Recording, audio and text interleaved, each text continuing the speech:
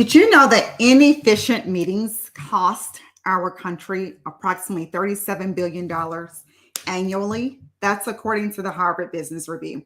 I'm Dr. Sherilyn Payne. I'm a strategic leadership and culture consultant with S&P International. And today we're talking about ineffective meetings. I want to talk to you about the problem with ineffective meetings and then what we can actually do about that. So here's the thing with ineffective meetings, and we've all been there. We've been to the meetings where people aren't prepared. They come into the meetings and they are fiddling their ways around. They have not told you ahead of time what the meeting is about so that you can best prepare. And you have several people talking over each other. And the worst is when people say, I want to reiterate that point, or I want to say what John said. And so they repeat the same thing to appear that they are engaged in the conversation, but yet they're not adding any real value or solutions to the meeting while we are actually here. We're here to discuss something, or we're here to solve a problem, or maybe it's to celebrate something. But ineffective meetings, they really are a roadblock to our productivity as well as our innovation. Meetings are necessary, of course, for every single decision that we're making in corporate America.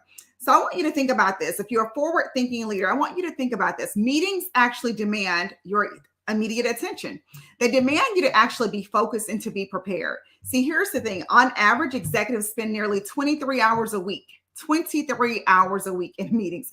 And so for those of you who are working 50 to 60 hours a week, you can see that you're spending a significant amount of your time in meetings. So what can you do to better prepare? One of the things that I absolutely love is sending out the agenda ahead of time. Our time can be best invested in strategic thinking, maybe also leadership excellence, creativity and innovation. So why don't we start to send the meeting notes out ahead of time? What are we going to actually be talking about? What are the key things that we're going to solve for? When you get into the meeting, what is it that you're actually doing? So I want you to transform your meeting strategically. It's time for our meetings to be strategic assets, and that we identify clear objectives for every single meeting. And it would also be great if it's aligned to what your organization is actually doing and what your team is responsible for. So how can you actually do that before you get to the meeting? It takes time to sit and think about, here's what I want to cover. Here's what we're going to do. This is the outcome of this particular meeting. Who needs to actually be involved? Have you ever been to a meeting and you're sitting there, you're wondering, why in the world am I here? This is not a meeting that I need to attend or be involved in. But if you have the agenda ahead of time and it's sent out, you can actually look over and say, you know what? I don't think I can add any value to this conversation. Or, can you share with me why you thought it would be great to include me in this particular meeting? There are some meetings that leaders and executives attend that you really don't need to be involved in. And you can actually empower your team to attend that meeting for you, instead of you as well as your team member, your direct employee, attending the same meetings together. So what about dividing and conquering and finding out where you can actually best use your time? I want you to think about this. How can you leverage technology for virtual meetings to ensure inclusivity, to ensure that you are efficient in what you're doing? So maybe perhaps you can get together and you can do some whiteboarding together, some collaborating together. Maybe you can have some breakout rooms to discuss a certain topic together, or even encourage your team to actually share their ideas, maybe on a team site or something like that. But how can you leverage technology? One of the things that you can actually do is use engagement tools during those meetings to ask a question and have people to vote. That's a way to keep your meetings actually interested, and you're leveraging technology for those meetings to enhance your efficiency.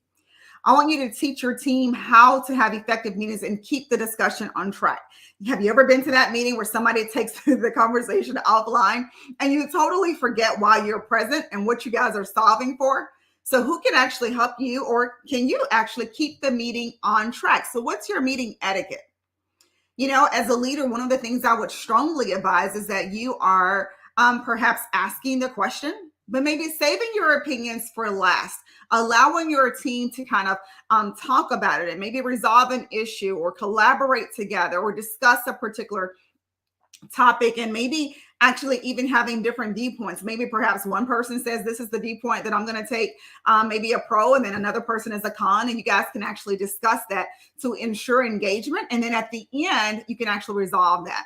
One of the things I actually love that I believe Amazon does is they don't send out a deck. They don't use a deck during the presentation, where everybody has spend all of this time putting together this elaborate PowerPoint, making it look good, and nobody actually reads it or pays attention to it. So what they do is they actually create a memo. They get in the meeting and they read the memo for a certain period of time together. And then they actually discuss the memo. How cool is that, right? And so that way you don't have executives or leaders who are trying to feel their way through their conversation, or you have some people who are aware of what's taking place and then others are not. And so you're kind of behind the eight ball. Human-centric leadership is all about valuing your team members' time and their contribution.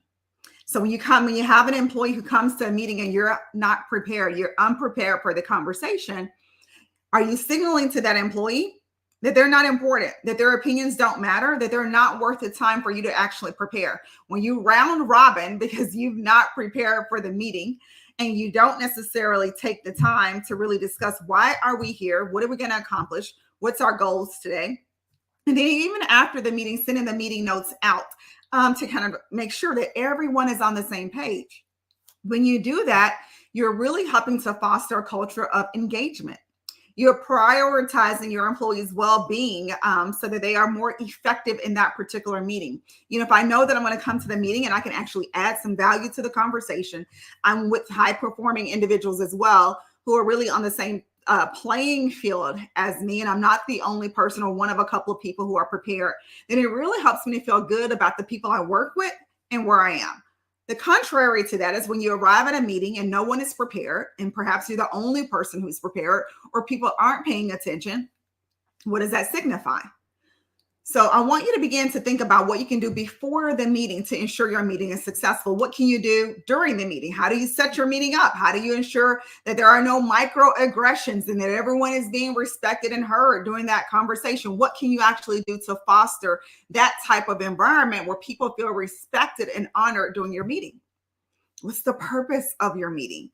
All of your meetings should not be just about the work. It's important. But also, what about that particular employee? What about your team? What about celebrating their success? Do you ever have a meeting just for that? Just want to celebrate the accomplishments of the people that we're working with.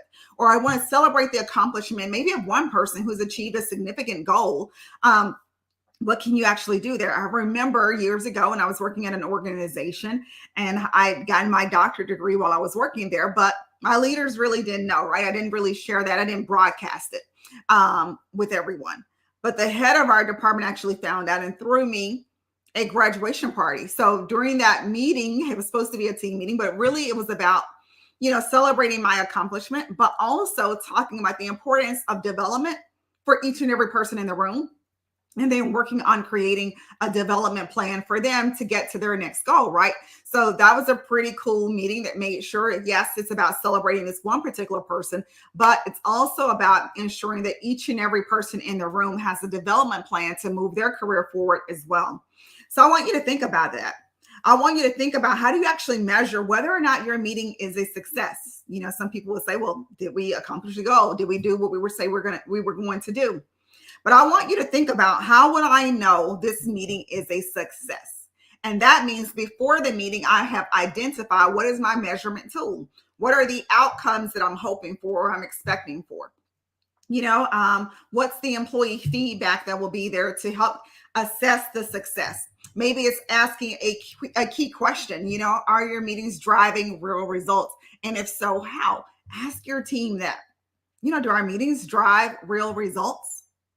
And if so, how? Are we collaborating during this meeting? What does that look like? And then determining what's the path forward. So how will you continue to ensure that your meetings are actually successful? I want you to think about that. I want you to think about, how do you structure and set up your meetings, whether virtually or in person, and what's the path forward? So when you leave out of that meeting, in other words, what are we doing next? What's the next step? While we're in this meeting, what are we solving for? When you leave out the meeting, how will we know we are successful? When do we meet again? What is the expectation of the people who are actually involved? And one key way that you can do that is to summarize the meeting, have a strong conclusion. You have your opening. Hey, here's what we're here for today. Here's our conclusion. These are our marching orders. This is what we're going to do. And then maybe perhaps you follow up with an outline or notes of the meeting. Who attended? What were you guys actually doing? What was it about? What are the next steps? Who wasn't there? Who needs to be informed? That's another key thing that you can actually do to ensure that you are ensuring that your meetings are effective, your meetings are strategic, your meetings add value to the people who are there and the customers that you are actually serving.